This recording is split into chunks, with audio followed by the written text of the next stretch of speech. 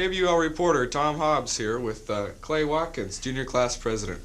Clay does a little banjo playing on the side. As a matter of fact, he does quite a lot of banjo playing on the side. Clay, how long you been playing? I mean, you know. About 7 years. Really? Yeah. You take lessons, or was it just something you taught yourself? No, I took lessons for about 6 years. Well, what was it that really got you interested? I really, it wasn't anything special. My dad mostly helped me into it. I kind of wanted to play guitar or drums or something like that, but I got into it my dad. Yeah, well, I understand you've done some live performing around town. Yes, I have. Where? Well, I played over at the Crazy Horse Saloon in the Sheridan Inn, and I played at the Hilton, and I do benefits and private parties around town. Clay would like to hear more from you. Do you think you could come back maybe, say, next week or later on? Sure. Thanks. With track coach Jerry Justice. Coach, as of now, what is your outlook for the team?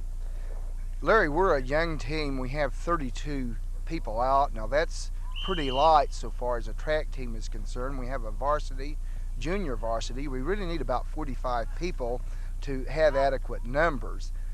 We're a young team. We have 3 seniors, but we think that the team is working pretty hard.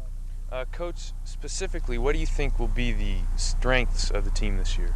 Well, one strength is easy, Scott Endler in the discus. We think that Scott's certainly a candidate to be a league champion in the discus.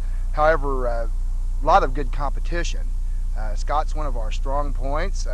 We think that we're going to be able to run the short relay, the 440-yard relay very well. Do you think there will be any weaknesses that will cause any big problems for the team this year? Well, our weakness really is a lack of depth. We simply can't put 3 people in each event. So that's going to hurt us, especially in the dual leagues. How about around the rest of the league? How do you think you'll fare? Is the competition pretty tough this year?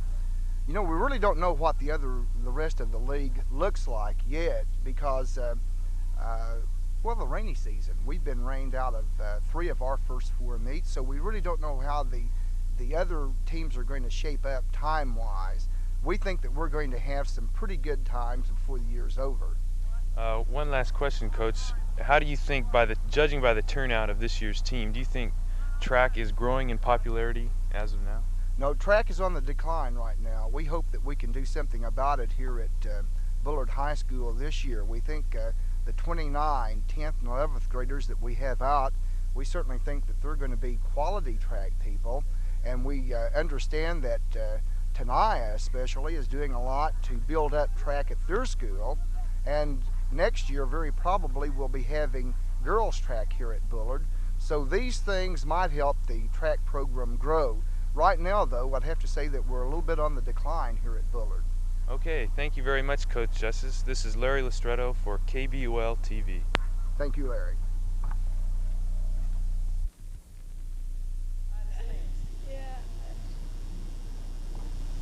Oh, well, how's life been treating you? Yeah, I really enjoy picking grass. I enjoy it. Cable reporter Beth Scott is talking to Sean Falleret, who lived in the Union of South Africa for a year.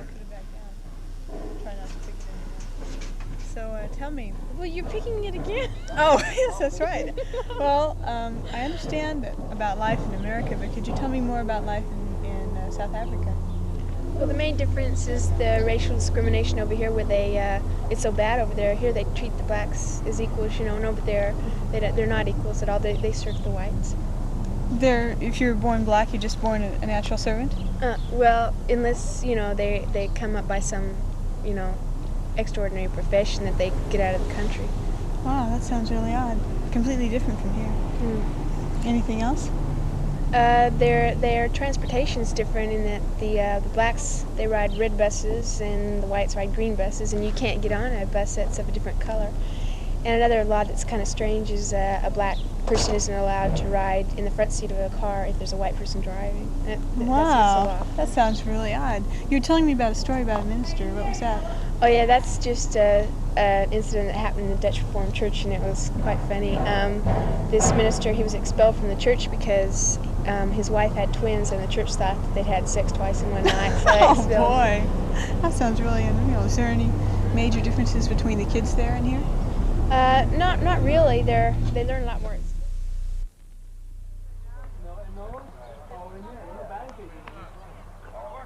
This is Larry Doer reporting for KBUL at the Bullard High School varsity baseball diamond. With me today is Coach Noakes, varsity coach at Bullard. Coach, how does the season look? I'm pleased with the season so far. Starting with our next game Friday against Clovis, we start 13 consecutive league games, which will determine how our season goes. One of the things that pleases me most about our team this year is the cooperation and the good attitude of our players. Another thing that really pleases me a lot is that their ability.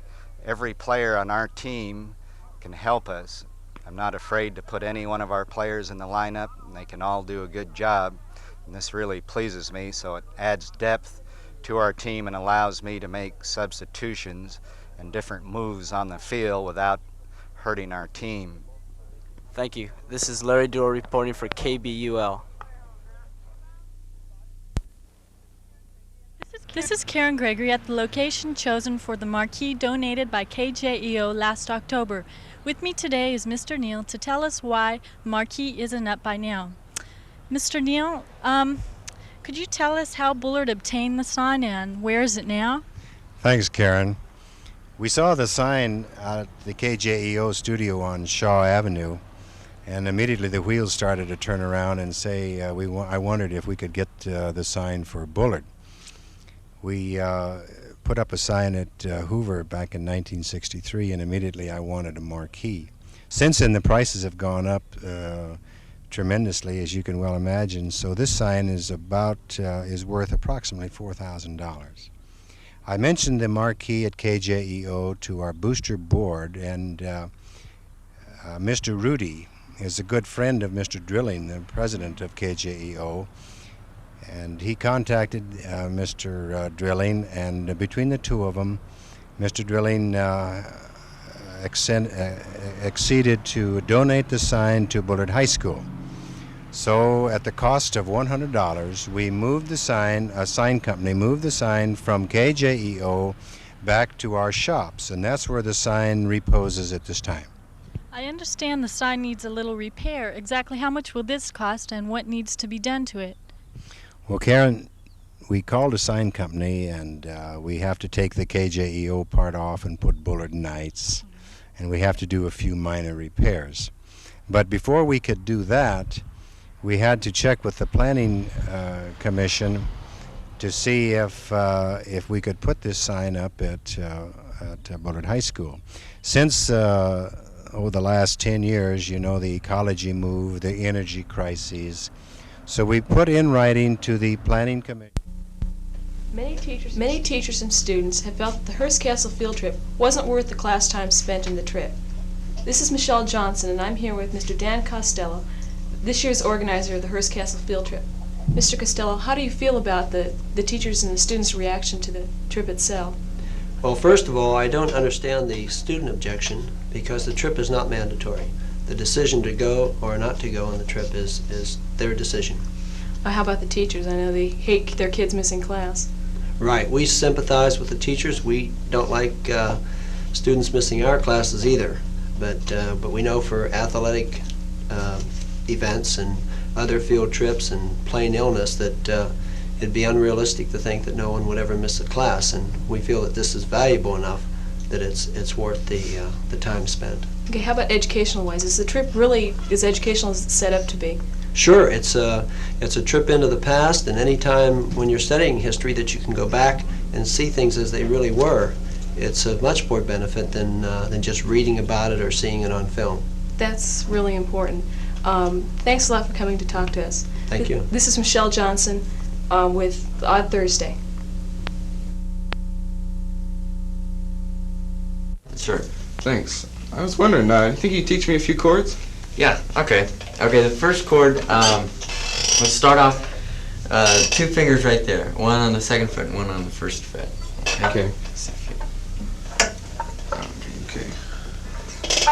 Where? No, that one there and that one there. Definitely a born banjo player. Okay, the second one. It's right there. Where? Right there. Wait, hold it. Okay, push down. Okay. Oh, definitely. Oh. That's weird. Well, so much for my career as a banjo player. This is Tom Hobbs, Channel 13 News. Clay, why don't you show us how to do it?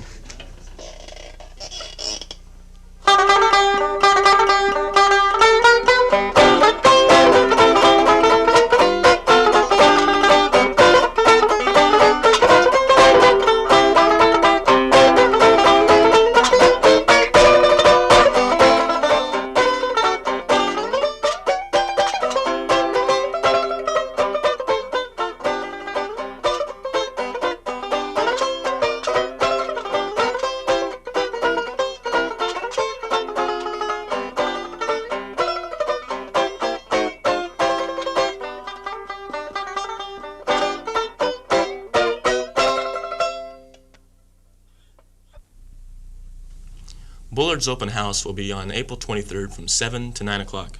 Classroom visitation will be from 7 to 8:30. A number of other events will be going on throughout the evening. One of these will be an art show and sale where students will exhibit their works on the patio area and in the cafeteria. Bullard's concert band will perform during the evening. Refreshments will be sold by the sophomore class at 8:30. On April 7th and 9th, current sophomores and juniors registered for next year's classes. According to counselors, new classes and activities are being offered to the student who's tired of the same old thing.